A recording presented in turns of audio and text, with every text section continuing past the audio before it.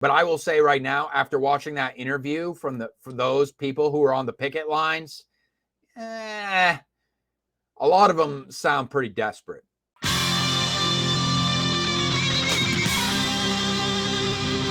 They're practically begging for pay increase. They're practically begging for pay increase.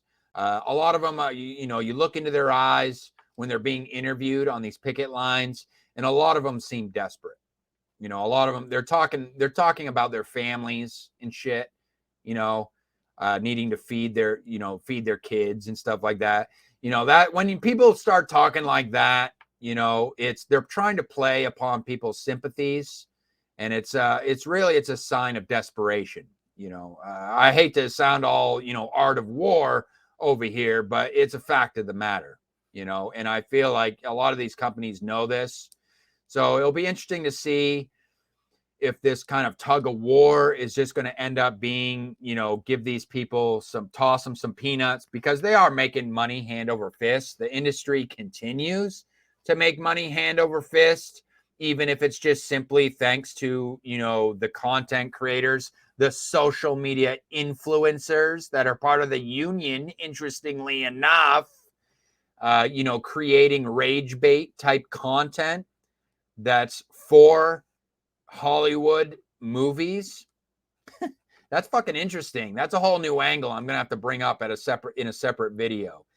But yeah, it brings a whole new angle to this rage bait, clickbait type content that centers around Hollywood, that these people allegedly hate.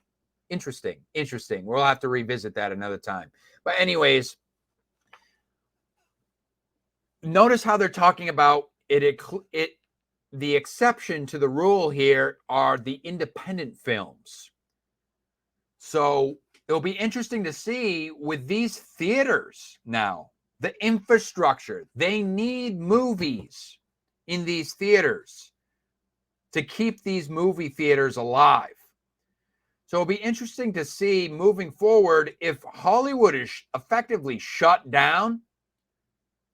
Is that going to create more opportunities for exposure for indie film, independent filmmakers to get into fucking mainstream AMC? I'm talking AMC style movie theaters. Get AMC exposure, if you will, for their indie films. That might be interesting. That might be an interesting take on this and where this could end up. So I'm going to be keeping an eye on this. This is something that, I might keep an eye on. I'm definitely going to be keeping an eye on, as things develop.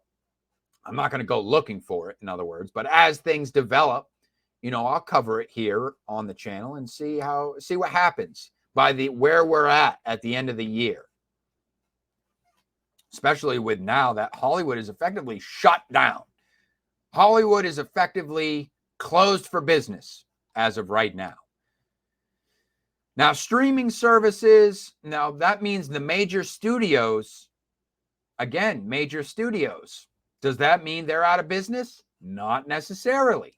Not necessarily. It could mean that major studios, they also might start fucking with indie. Just tossing that out there. Indies are not beholden to union leaders. The industry has changed radically since the last actors' strike against studios in 1980, when most television shows were on just 3 broadcast networks and movies were shown first in theaters. I will say that ever since the streaming services, I will say that having grown up seeing movies in the movie theaters, I really don't like this move to go direct to streaming, or movies only running like maybe a month or 6 weeks or a month or whatever it may be. I don't know. And then all of a sudden it's direct. It's like, boom, it's like instantaneously it's directly to streaming. I think usually there's some sort of contract where they're going to run, especially if it's like comes from major studios. There's a contract where they're going to run, theatrical. They're going to do an initial theatrical release first before it can be available on streaming. But even still, like, I don't know. I'm just not with it. And a lot of indie is like that too, where just like this direct to streaming type stuff. And it's like, at that point, streaming just kind of turns into this like glorified YouTube. Really, it's like streaming services. I mean, let's face it, a lot of these streaming services are just glorified YouTube platforms that just so happen to have rights to particular IPs. That's all it really is at the end of the day. Now, if YouTube, now I know YouTube, a lot of the movies that you can watch that are available on these streaming services, I think some of them you can just watch right here on YouTube as well. I mean, like legitimately, like you can purchase them or something like that. I don't know about all of them. Obviously, there's going to be some like Disney Plus. I know Disney, they're going to bogart all their IPs and stuff like that. But a lot of the old movies and stuff like that, you can purchase or you can rent right here on YouTube. So I don't really see the point of doing a subscription model. Yes, you want competition because you don't want just one streaming service controlling all of the IP. And you still want the existence of physical media, at least in terms of keeping a library, even if it is just in libraries. Like, you want to keep libraries alive because libraries are like a piece of history as well, that they have physical copies of the media, not just books, but they do so with DVDs and stuff like that as well. I don't know if they do VHS, but I know in my local libraries, they have DVDs and stuff like that you can take out. So the industry has certainly changed quite a bit. Their refusal to meaningfully engage with our key proposals and the fundamental disrespect shown to our members is what has brought us to this point. The studios and streamers have underestimated our members' resolve, as they are about to fully discover.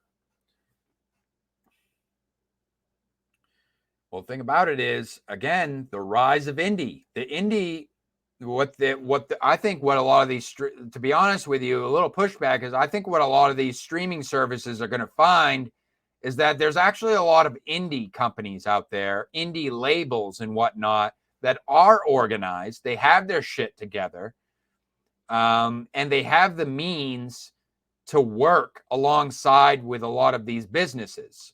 So now what's happening here is, because these people are taking themselves off the market, so to speak, in a way, it's basically a blessing in disguise for independents to step up and say, hey, look, these people they're taking themselves off the market, but we're looking to get into the market.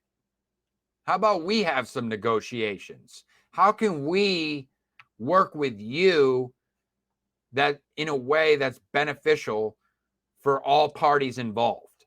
Okay. And it may be coming from an indie label or an indie artist that doesn't need to beg for wages.